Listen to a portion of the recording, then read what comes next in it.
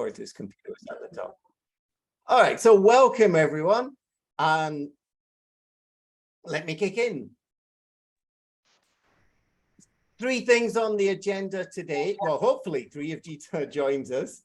The first one is we have a number of updates that I'm going to share. The second one is absolutely delighted that you've all just been sent 30 minutes ago a complimentary copy of the Amazon version of our body of knowledge, which we're absolutely delighted that we've now launched. So the strategy implementation playbook, a step-by-step guide, is now out there. Oh, it's been a long journey. I'll talk more about it in a minute. And then if Gita is able to join us, we're going to talk about the challenges of NGOs versus corporates in implementing strategy. Gita is our second fellow of the Institute, which is 1 level up from professional. And she just qualified 6 weeks ago. And I asked her to share because she submitted an excellent paper, which is now up on the members page. But I'm getting ahead of myself. Let me kick in. And would like to just do a couple of share updates. For some of you, it will be new. For others, it will be a reminder. As a member of the Institute, one of the things we do complimentary is any changes to the course, the strategy implementation professional course, the SIP, we automatically post on the members page. So even if you haven't taken the course, you're still entitled to see the updated articles. The members page, when you go to it, you will see our roadmap, and under each one, you'll see where we add. So this month, we've added 2 new articles. Now, sometimes we delete and replace older articles, which is what I did on this occasion. Other times we add in. The ones I added were 2 excellent articles under value creation. One is called Performance and Innovation Are the Rewards of Digital Innovation, Transformation. So what's the value created in digital transformation? And this was an article I thoroughly enjoyed that was just published in August. And the other one that was very well written in the last couple of months was Eliminate the Strategic Overload. My apologies, it wasn't published in August. We've now added the date that we upload a change so that you can see the reference. That's what the date below is. So 2 excellent articles I encourage you to have a look at. Also, as a reminder, the monthly meeting, as well as receiving an email anytime yourself, you can just go on to the members page, log in, and you'll see the event. And then if you press book event, you can put it in your calendar. So it will show you the details, the date, the time, the location. Okay. And then you can simply add it to your calendar. Okay, so just a reminder that that's there.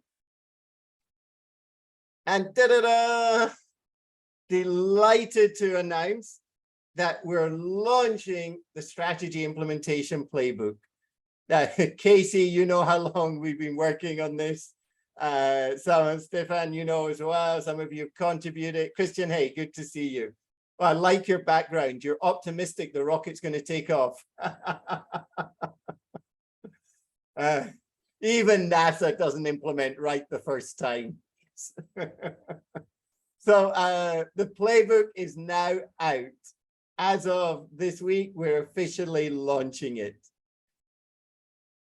You've all received a complimentary ebook version, which we sent to you just 30 minutes ago. You have to just click on the download button, but as a member, you are entitled to that free whether you're just a member, whether you've done the course, whether you're a professional, or whether you're a fellow.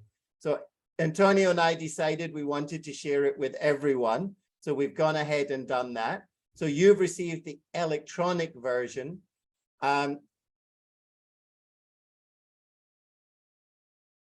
Also, as a bonus in September, for those who want the printed copy, we're going to give a 33% discount, which is significant because it's priced at $100 US. Why? Because it's our body of knowledge. The content in it is so rich, and we're absolutely delighted with the design and the layout of the book. So the book itself is $100 US, and there's a 33% discount when you purchase it through the Institute. So when you go on to the members page, you will find you'll find the special pricing, and then you purchase your paperback here. Okay. And then we will arrange for a copy to be sent to you. And it has to be filled in, but just a reminder to make sure you put the right address. Wonderful. Thank you very much, Robin. Thank Great. you.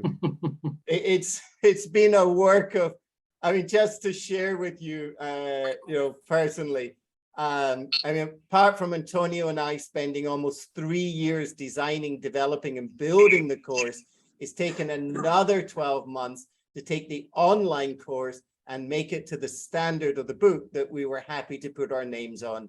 And we're absolutely delighted with the layout. And it's, well, I'll show you. Here we go. This is the back cover. You've crafted the strategy. You've identified, sorry, 1 second. You've identified how your organization will differentiate from the competition. You've committed to competing in a digital world, and you're focused on adding customer value. And now all you have to do is implement it. But as all of us know, that doesn't happen as easily as intended. So we're absolutely delighted. You'll all recognize the 7 key chapters, okay, from leadership down to track performance.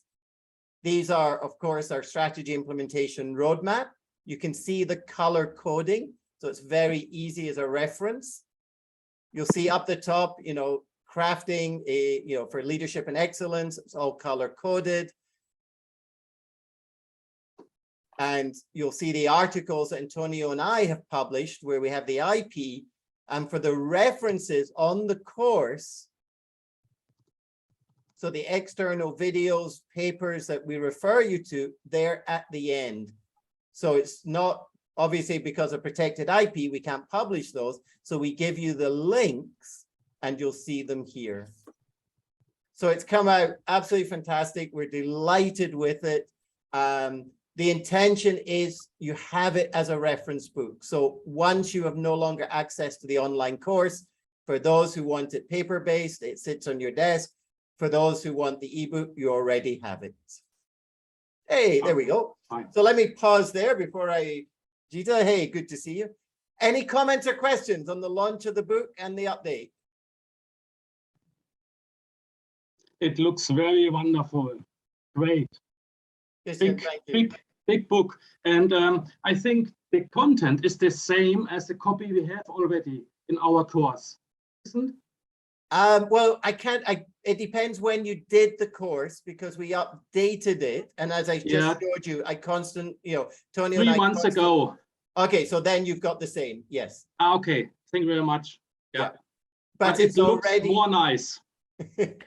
It's already we've started, we'll constantly update the course. So, we won't republish the body of knowledge every time we do. Maybe once a year or once every 2 years, we'll then update the body of knowledge. And we're hoping some of you will join us. Already some of you volunteered and helped us with the production. Okay. But we're delighted to have it up and running. Fine. On the other side, and I'm guilty, I missed a slide I was going to add in. Delighted we have 2 more strategy implementation professionals who took the exam in the last couple of weeks, who passed. We have new members coming on board. We just had 2 new members today. So we're constantly growing. We're discussing opportunities to take the Institute.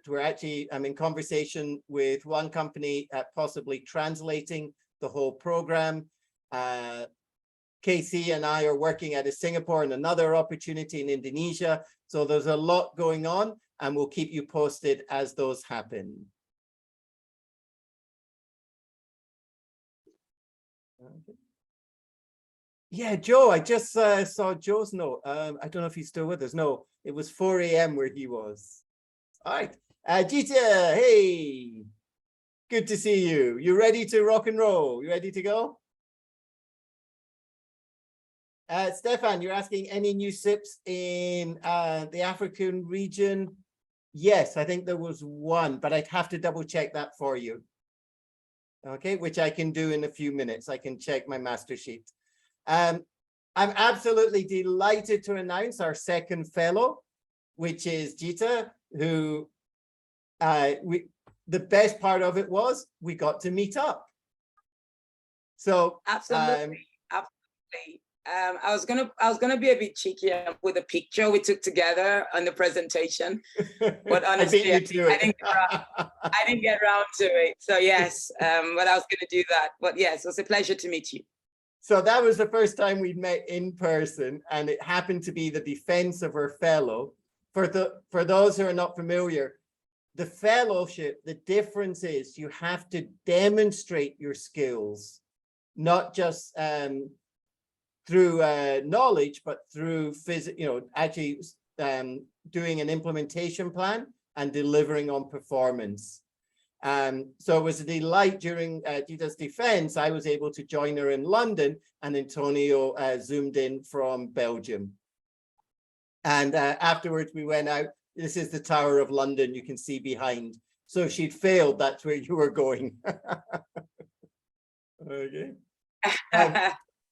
Okay. Now, Gita submitted a wonderful paper about the challenges of an NGO implementing, which is very different to other organizations. So I've asked her today to share what those comments were, and then afterwards we can take a few minutes to discuss and reflect on it. So Gita, would that be okay if I'll hand over to you? You're going to share some slides? Yes, I'm going to share some slides. And somehow I've just missed out my, do I have access to share? Okay. I just made you co-host. Fantastic. Thank you so much. Now, ideally, what you should be seeing is a slide that's got all my details on it, but somehow I don't know what's happening. I've transferred things from a Mac to Windows and it's just disappeared. But I can tell you my name. So apologies. These things happen. So if you can see my slide, I'm just gonna introduce myself. So my name is Untitled Chapter.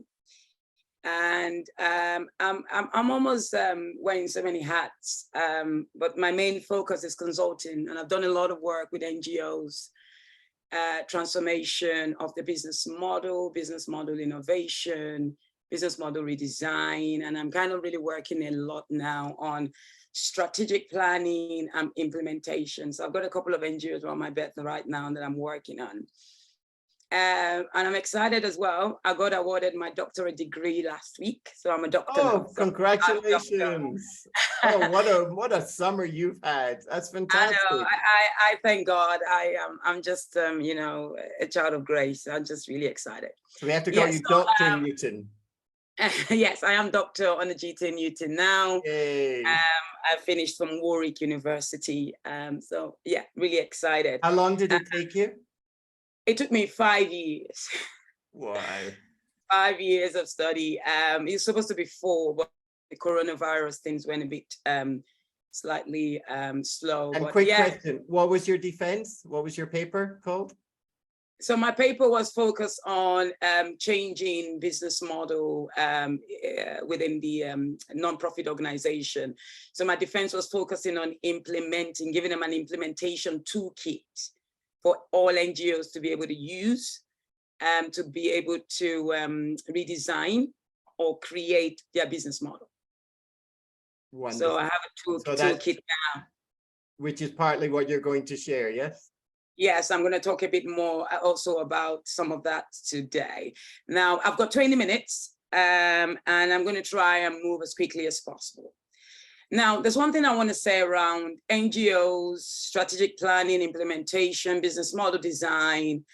There is not, even from a research perspective, it's still kind of an area that is developing, where a lot of information, obviously, within a couple of years, that's been missing in that area of what exactly it is of in terms of developing what exactly you need to do and what are the key steps, and something that gives that kind of differentiation that when you are implementing planning strategy within NGOs, non-profit organization, is extremely, or some of you know it as non-government organization, is extremely, extremely different from a corporate organization. Now, today, I'm going to be working you through some key findings, and a lot of this is based on my work with a lot of, and just research and things. These are things of live case scenarios, and I feel that there's further testing that needs to be done.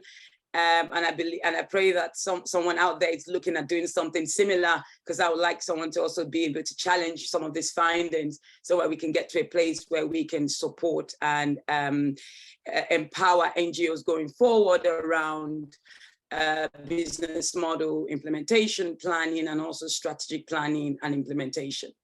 You can't change a strategy without kind of redesigning kind of the business model in such a way. So they kind of work hand in hand. And where did I get that from? That's why you have to read that SIP manual. It's great. It's fantastic. I get a lot of information from that. So, okay. So let's just talk about the things I'll be talking about today. So I'm going to look at an overarching perspective, a strategic objective, strategic planning. I'm going to look at from an NGO perspective. And at some point, I'm going to be telling you what the kind of comparison that I found. I've done this in a also in a corporate organization, right? So I'm balancing the two based on knowledge and based on engagement and based on results and based on measures today. So also I'm going to focus on crafting strategy. What does it look like in the NGO? Stakeholder engagement. What does it look like? What are the pros? What are the cons? Why does it work so well? Why doesn't it work so well? And also the business model within the NGOs. What are the key aspects of the business model? Communication, where you know, what are the best model of communication within an NGO? What it currently exists now? Decision making, how decisions been made within NGOs, evaluating performance, and then success factor for improvement. And one thing that also I'm going to talk about are the limitation, because you might find an entire NGO that has slightly different findings from what I'm going to share today. But the majority of it is aligned to what I'm looking at today. Now, just quickly, let's talk about fundamentals this morning. What are the key fundamentals? I'm working into an NGO to support them with either strategic planning or strategic implementation or business model redesign and planning. What are the key things that I feel that are the first things that I really need to know? I call them the fundamentals. And every time I go into an NGO, I've gone across a couple now, and I find that these questions are really not being able to be answered. So, and I find them really interesting to be able to use this as a kind of an icebreaker to understand a bit more about the NGOs. Obviously, there's so many other questions, but these are the kind of key questions for me that I felt that throughout the keep engagement with all the key NGOs. These are the key things. Now, the organization's vision, does it provide a broad overview of where the business is going? The vision, does it communicate management goals? The organization vision, is it continuously and effectively communicated down the hierarchy to all level of staff? So this is a yes or no, very simple. And when I speak to CEOs of NGOs, you get them go, is good for me, right? Is it a yes or and then you just know that yes, it's not there yet. Organization has a mission statement. Management has set out organization objectives. The organization objectives convert the strategic vision into specific performance targets, and performance targets are set for each organization and services. So these are the key things that I asked. And most of the NGOs that I go into, 70% of these questions cannot be answered. Now, when I get a yes, then I want a bit of evidence. Sorry, can you just repeat that? Sorry to interrupt you. 70%, you said? Just to clarify. 70% of the NGO, Right. yes, and I've kind of included over 10, 70% cannot answer this. And that's where obviously you already see that there's a bottleneck and there are things that you need to focus on. It's very important, and I know that this applies in many organizations, but from an NGO perspective, the current state is so crucial. Because if you deep diving into strategic planning and implementation without understanding the current state, you find yourself at one point that all you're doing is just within a project. You're not planning strategy, you're planning project. So it's very important that you know these questions, because that kind of gives you kind of a focus. Now, let's go into strategic objectives. What are the key findings within, and I'm going to look in the key findings on what should be clear. From a strategic objective perspective, I think these are one of the key things that should be really outlined at the start of any key strategic planning session, or just kind of have an overarching view of what exists and what is transitioning to, or what is transforming to. From an NGO perspective, there's always a lack of knowledge and insight regarding strategic thinking. Now, in as much as you go in there as a strategic consultant, it's very difficult for you to think that you can teach people strategy, right?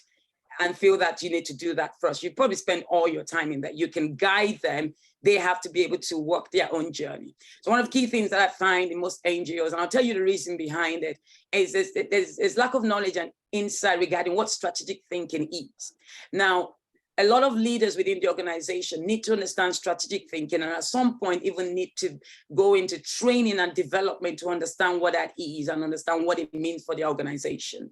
Now, if that's not already embedded, most NGOs, when you look at their structure, I'm looking at small, medium NGOs here, they don't really have that structural background or infrastructure to support this kind of training. So already you begin to see the gaps within that.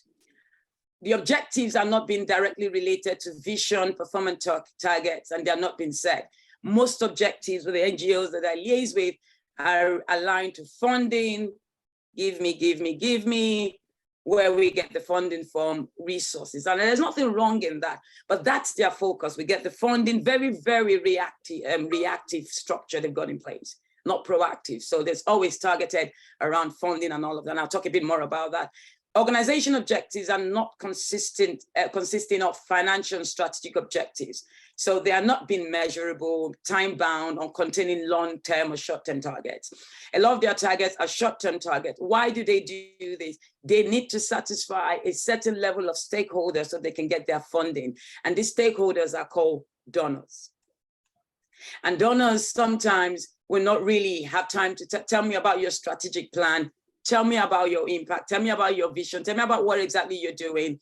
And okay, I'll see whether it aligns to my own vision, and then I'll support you. And if you fall across any of those, then you lose your funding. So a lot of NGOs are really focused on their funding, and that's so fundamental. And it affects them in a lot of strategic work and planning that they do. So you find them, rather than doing strategic planning, doing a lot of operational planning, a lot of annual planning. And they're two different things. So it's very important that objectives are obviously consist of financial and strategic objectives. They're measurable, they contain a deadline of achievement. They also contain both long-term and short-term performance targets. And obviously, you know, it's very important that you don't trade off every time long-term and let short-term take precedent. It must always be long-term objective taking precedence. I think that is extremely important. Strategic planning, as I mentioned earlier, is always focused on annual year planner, annual budget. This is a very key point. They design anything, what they call strategy for me, it's not what I think strategy is. Now, how do you go into an organization and like an NGO, and first of all, your first point of call is to teach them the definition of strategy. Now, it's extremely important, right? But then they have an understanding, and how do you change that mindset? That's another, I mean, you can align that easily to a cultural mindset. Yes, we have our strategy. It sits there on the shelf. It sits there in an email somewhere. It sits there. We never go to it. We only go back to our strategy if we want to approach our donors or if we want to get funding. Now, some organizations, NGOs might do this differently. I chose to really work with small, medium NGOs because I felt that that was where the gap was for me. Most large NGOs, you find it so hard to even penetrate them, for them to tell you things. You can get their strategy right from an overarching perspective, but for you to really engage them and work with them, it takes a longer time. I learned that whilst I was doing my PhD. So when we look at planning, for example, they confuse strategic planning with operational planning. They're two different things, right? Operation is a day-to-day activity. Strategic is more like building short-term objective, making sure they're measurable, making sure that you can work with those and plan towards those and then implement those. It's different from operation, but everything strategic is operation to them. And that mindset has to change. And they're thinking and planning, it's not on a strategic level. So from a strategic perspective, these are my findings from an NGO perspective. They design and operate things as the needs arises rather than plan ahead of time. Okay, let's just go quickly. Next slide. Within an NGO, what are the factors considered when they're crafting a strategy? They really focus on things like community needs. That's fine. You can use that to kind of understand what is a dynamic kind of need that changes frequently. They're not constant. So if you want to work with community needs and then something changes in the community that you're targeting and then they change it again. So that can cause a lot of problem when you're planning strategy. Availability of resources. They think about their resources before thinking about strategy. And then when they find their resources, then they strategize based on resources. Now, is that a bad thing? Maybe, maybe not, depending on how they work that out. But first of all, you got a strategy, a vision, a mission, a strategy, and a key definitive. And I think that's a very, that's one thing that most NGOs are really struggling to adopt. The need of beneficiaries. Sometimes it's a change slightly because some NGOs are now focused on showing. These are the key factors that they consider when they're crafting their strategy. And strategy must be, when crafting strategy, you must build that on organizational strength, take advantage of opportunities. You aim to minimize or overcome organization weakness and threat. So it's very crucial that that's what, and then obviously look at competitive capabilities as well. And that helps to sustain and build up strategy. But most NGOs are not very competitive. They're not looking into what the next person is doing. They just want to get out there, help people, most of them, and then use funds that are provided by their donors. Who are the key people involved? I've had a lot of engagement with the board of directors, executive committee, and I find it really difficult to engage the bottom up. So there's always no availability of bottom up team for me to engage with. A lot of my work with my research when I was redesigning the business model for this particular small NGO, I had to insist that I would need to manage this on two levels, but top bottom and bottom up. So we did a lot of focus groups, observation, and all of that I kind of led on to be able to understand opinion.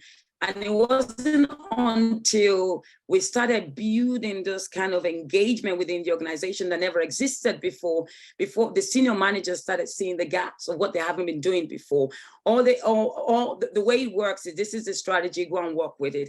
And the bottom up never have that opportunity to be able to engage better with the management team and also even give their own, thinking or what the things that they think will work better because they are the ground level. Now, from an NGO perspective, you've got operation, you've got field, you've got the top board level, and all these levels, they have to work together to be able to define and plan their strategy. But right now, the thinking is, let's keep it at the top level. Governance as well, you find that it's just directed, 2-3 people just leading the whole governance approach. And never engaging to see how they can redesign things around that as well. Some NGOs actually bring donors, big donors, into their strategic planning because they want to be able to push out and let them understand that give us more and we can do more, right? That approach doesn't really work because the interest of that donor really is just give them money And that's it. Most of them are not really interested in developing the strategy, but most NGOs don't know that. And they kind of depend so much on the donors supporting them. And sometimes these donors are not providing the right information or even giving them that support that they require. So from an NGO perspective, these are the key people from my findings. And it's always important to understand who is involved right on the onset. And most of the NGOs that I've worked with, one of the key objectives that I discussed with both the senior team and both the bottom-up team is how do we change who levels within the organization to support strategic planning and implementation. I'm going to move quickly because of time. Business models. So it's interesting that the key aspect of the business models, and most of the time when you're doing strategic planning and implementation, there's some key things that must be revisited. The value proposition. For example, I read in the SIP doc, it's when you're doing something like a digital transformation, you got to go back and review your entire business model. So you're going to be looking at things like key partners, you're going to be looking at key resources, you're going to be looking at the customer segment and all of that. There's some key things you do that you got to go back and revisit the whole business model. But most NGOs have not considered an ongoing business model. Their main aim is to generate revenue and sustain financial requirements. The process is so dynamic and is constantly changing. And the key to survival for most NGOs is to maintain their resources. And they're not adequately structured to adapt to a large scale change in context. And that's why that's a major difference between themselves and other corporate organizations. And also business models for and framework for NGOs are not very well yet developed. You find a lot of business models that are made out for profit organizations alone. And just to move quickly on that, communicate the strategy. This is an interesting one. Most NGOs that I've worked with, strategy is communicated during meetings, displayed on their notice board, via email, lack of staff involvement in strategic planning and all, I mentioned that before. There's no means to measure if the strategic vision is being communicated effectively. And I learned this from my mentor, Robin. He taught me this because at the onset, I had this problem with the NGO, and that was the first thing he said, have you thought about measuring stuff? And that was not the first thing I was thinking about. I was thinking about how to change that, maybe a better approach. But Robin said, first of all, you got to think of, even if it's a better approach, how do you measure that? So I learned that. So most NGOs, and how do you really change this? I would really like to go into that, but because of time constraint, I wouldn't. But with my 3 months that I spent with a particular NGO that I used to qualify for my fellow for the Institute, I think one of the key things was to ensure that you engage all levels of staff.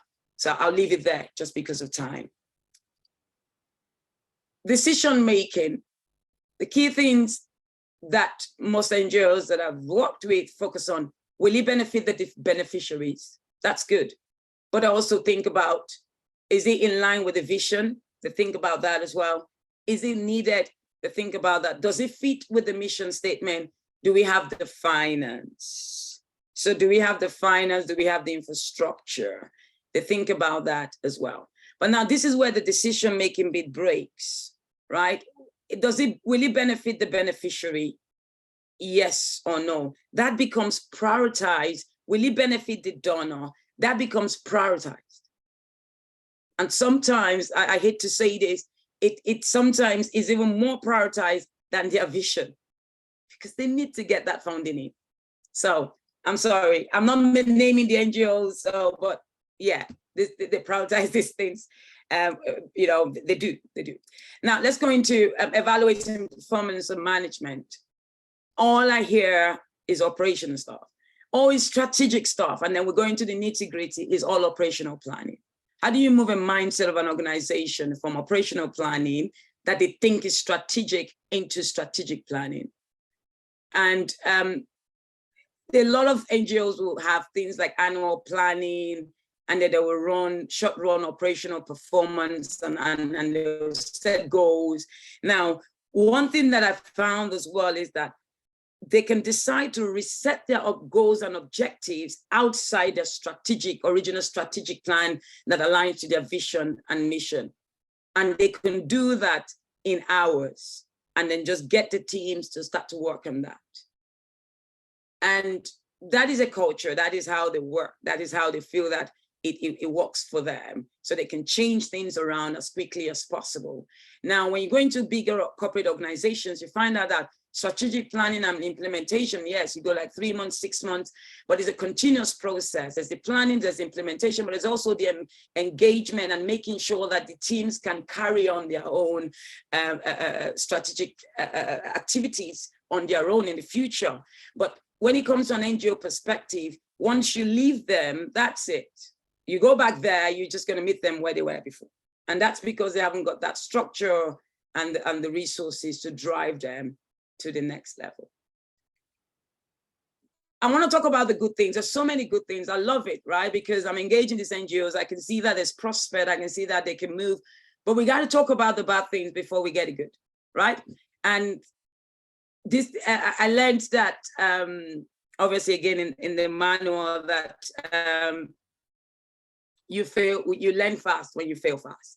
So they are failing fast, but they're not learning fast. So we got to go in there and change that. They got to fail and then learn fast from it and be able to adopt that learning. And then just quickly, I've just got a few more slides to go. I'm just going to run through them quickly. As I said, it's so many information, so much information, and I just wanted to make sure that it's concise and meet our needs. So I just did a little bit, and I can send this out, Robin, if you want me to, for people that want to have more information. A lot of information are there if people want more on this. I'm going to talk about one key point here, and I'm going to talk about the major thing for me, and the difference is who is the customer? What does the customer value and at what cost? And that's the driving point. From an NGO perspective, the customer is the donor and the beneficiary, and that affects their strategic planning a lot. Everything that I've said here today has limitations. It depends on the kind of structure the NGO's got, whether it's a large NGO, some of them have different pathways than what I've described. As I said, I'm using live case studies that I've worked with various NGOs to bring about this. It depends on whether they're a project-driven organization, and it also depends on whether this strategic change and planning is around things like technology implementation. So some of the things that I've said today, these are the key limitations that can change some of them, because obviously I've not been able to kind of deep dive into larger NGOs. I've not been able to deep dive into big bang strategic transformation across NGOs. And Robin, I'm going to end here because I just want to give just one, because I feel that we need time to discuss and things like that. Okay. What I get out of this is the basic steps with every NGO. I feel that this is what is missing, just the basic step. Where do you want to be? How can you get there? What must you do to get there? How are you doing? What are the changes that you need to make? And this aligns to goals, the plan, the operation plan, the metrics, and the result. And that's it. I'm going to round up. I'm going to pass it back to you, Robin. Apologies that took slightly more time, but when you're talking about things like this, I probably need maybe a bit more time next time. But thank you so much for the opportunity to really talk about this. And I hope everyone has learned something from this today. Gita, what comes through is, if everyone else can now see, which is I already knew, is your passion and your commitment to support NGOs in this. And I think you did an amazing job, basically summarizing your fellowship and doctorate into 20 minutes. So yes. Well done on that. We all know the saying, you know, I'm going to write you a long letter because I don't have enough time to write you a short letter. So congratulations. Can I ask you a favor and just to stop sharing? Oh, yeah, sure. I'm going to open it up in just a few minutes for questions. I've got a couple of observations, you know, and thank you for preparing that and sharing it. I think for those of us in the private sector to hear the word donor and beneficiary as your customer, we're like, huh? You know, so obviously very different mindset of why you're doing this. And having, you know, the reason you're showing them that you have a strategy, the value from it they're looking for, It's the confidence to commit that they're going to give you funds. So a very different rationale and logic obviously coming from. Is anyone else working with NGOs? Claudette, you are as well? I am, yes, I am. I am. So I am, thank you for your presentation, Cheetah. Yes, I have been the executive director of a, what we would call a small to medium sized, just under $1 million a year, nonprofit in Bermuda. I would agree with a lot of what you said. I think one of the challenges is, also for myself, it's so good for you that you're coming in with a strategic background and training. My PhD is in diplomacy and the political economy, and I came in as a social worker. And so I'm coming more so around the issue, at hand, rather than the business elements of it. But now I find myself, I'm actually retiring this year, moving to a project and support role, so that I can focus on some of these strategic issues and help other nonprofits. And I have my first strategic client after I finish the exam in this course. So, so I have that to go into. But I will say this, one of the challenges, I don't know if it's a challenge, but I don't know if you found this, there is this idea that we're addressing a larger community issue or a larger community need. And that is the reason why we're in business. And if we're successful, that need will be eliminated. Think of polio as an example, as a great example, right? So we're actually working ourselves out of a job. So the end piece so we get the crafting and we get the embedding and we get the execution part, but the sustaining from a visionary point of view is almost counterintuitive because it's legacy building around a problem. And why do we want to be around? We want this problem to be solved. And if we're doing our job well, we're actually going to be out of business. Okay.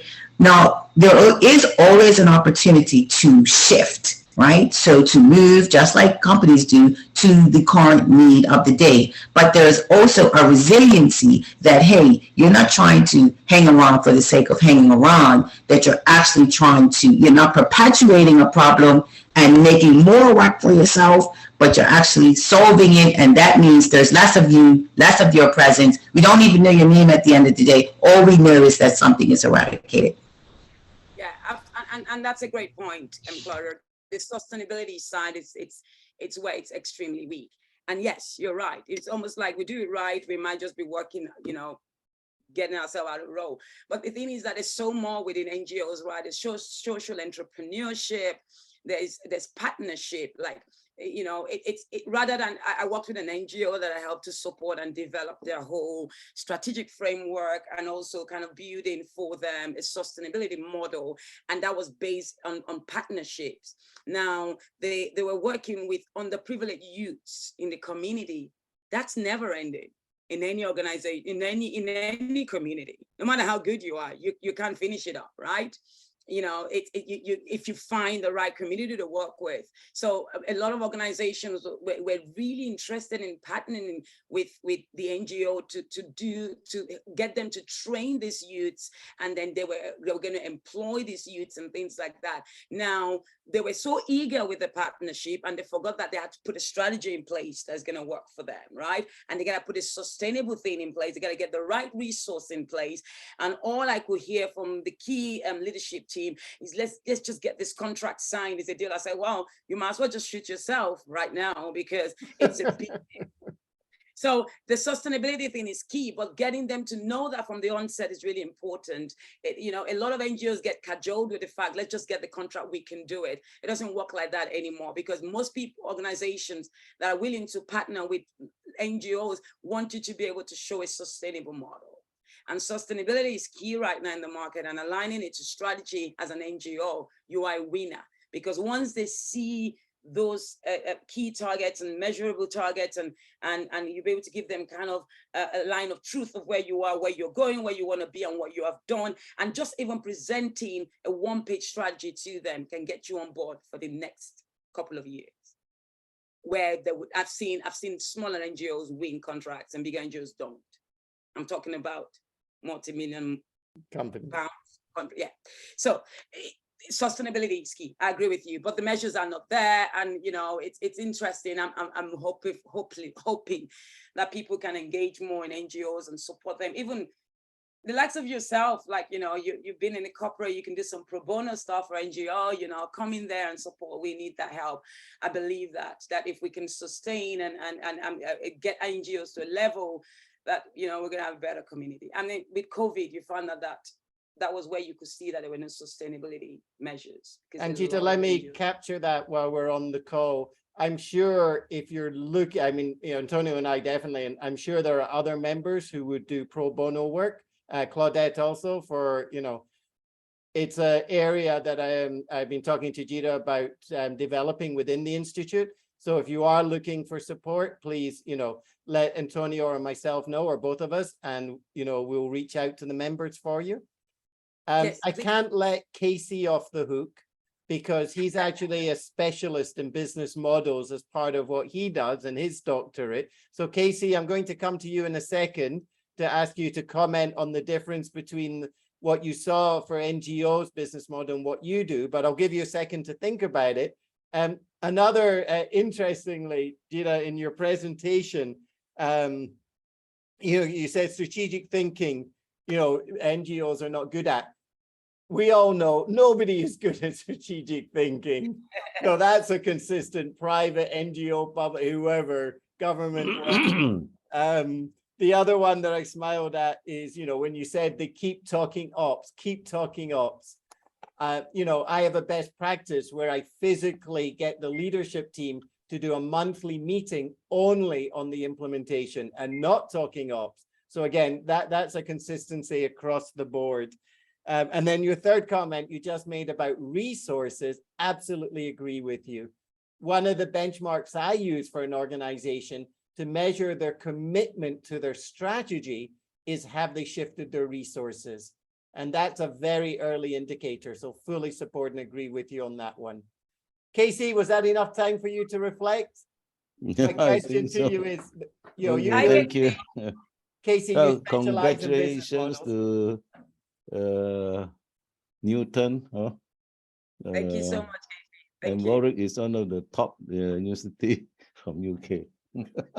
I come from Cranfield, so we are below Wow. Warwick, so I must fully respect you.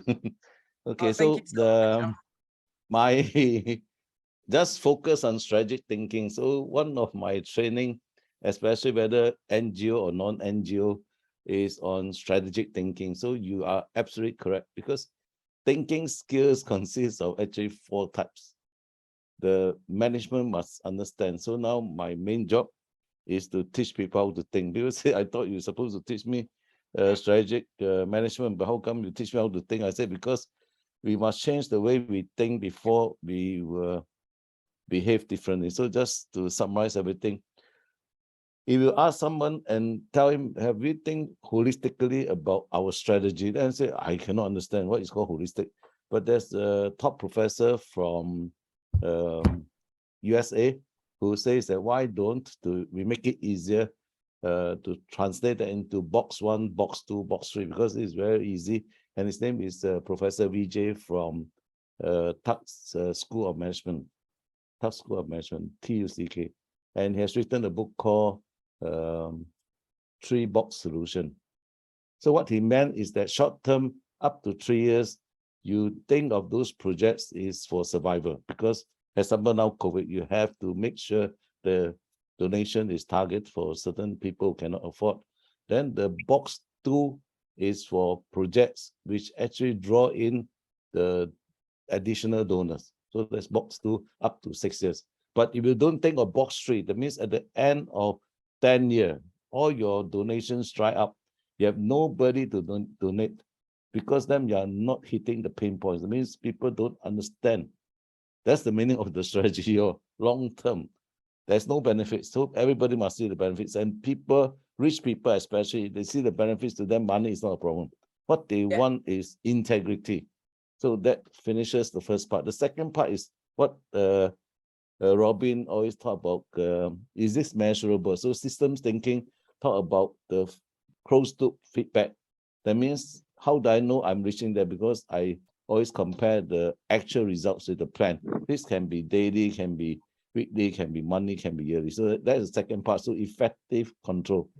The third one is we all talk about innovation, which is critical thinking. So are we willing to drop everything and replan again? That is the design thinking now that everybody talks about. And I think you brought it up right at the beginning, that you have to tell people things that worked yesterday doesn't work today. So redesign, and that is the innovation part, critical thinking.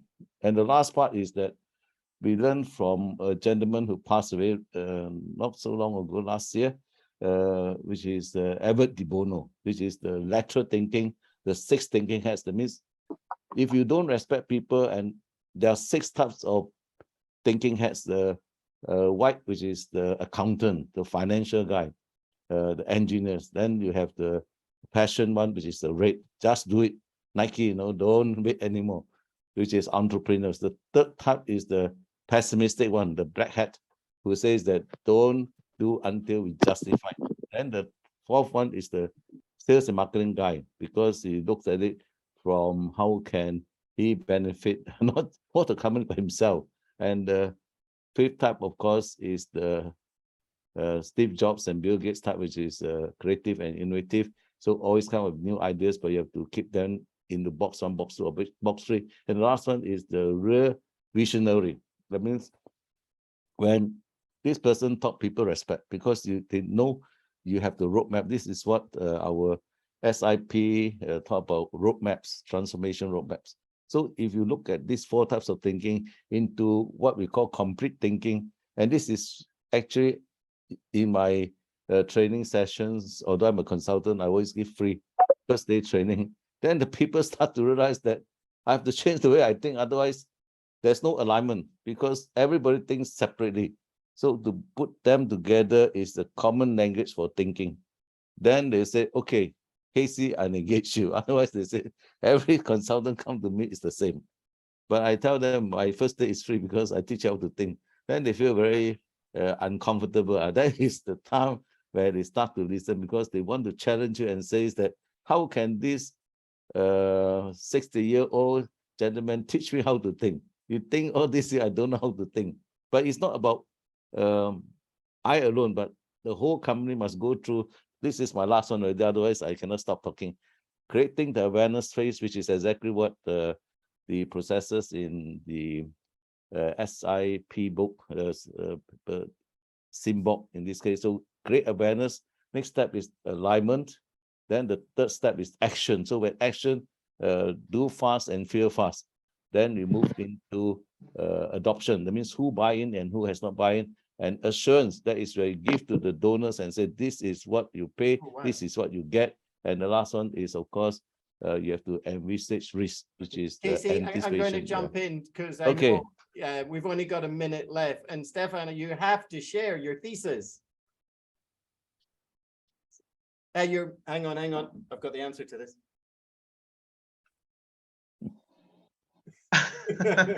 I will definitely share the thesis, because I did this for my master's in 2012, where I was looking at NGOs because they were struggling with finding fundings, because as the country was classified as a middle income, there were less and less donors donating to the NGOs. So a lot of them were dying out, and we were trying to find out a way in which they can generate their own income and come with strategies. So I probably share the thesis with everyone else here, so that they can also see and how we can improve, because that was way back 2012, and we're talking 10 years later. We can do something else. I'm now in the mining industry, so something else different. Thank you very much. Okay, no, thank you. Thank you to everyone for your comments. Any other comments before we wrap it up?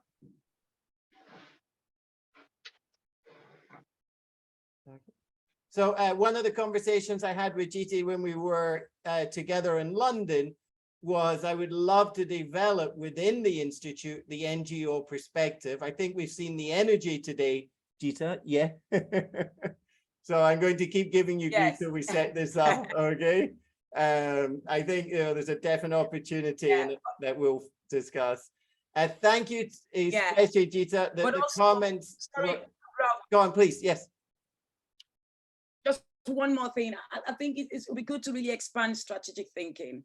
I love your comment on the fact that it's not just NGOs that thinking, it's to most organizations that thinking. And is there a model to use to develop people around strategic thinking, but it's also a model that measures where do you know that there's that satisfaction level that gives you as a strategic consultant that leverage that there's enough thinking to move forward. Yeah, and we touch on it on the SIP course, and Yes. some of you remember the article I put in, the 4 major macro and micro steps. So yes, there's a lot out there that we can use. Comments in the chat box are great, fruitful presentation. Thank you, very interesting, brilliant presentation. So Gita, from all of us, thank you for giving us your time. Congratulations on your doctorate and your fellowship, all within about 6 weeks of each other. To everyone, thank you for joining us today. The next meeting is the first Tuesday in October. We vary the timing, so for different regions. Antonio out of Europe will be hosting the next one, and we'll be posting through email and through the website. Everyone, enjoy your bedside reading. Any feedback on the SIP, please do let us know. This what we're calling strategy implementation body of knowledge. I have one last request that I'll post out. For those who use Amazon, please do post a customer review in exchange for the free book you got today. So, if you use Amazon, post a customer review. Randy from the US, one of our members, just posted it. It's coming out tomorrow. So everyone else, please do contribute. To everyone, we're bang on time. Thank you, especially Gita, for giving us your time to present. To everyone, it's great to see you. Have a wonderful implementation month ahead. Thanks, everyone. Thank you.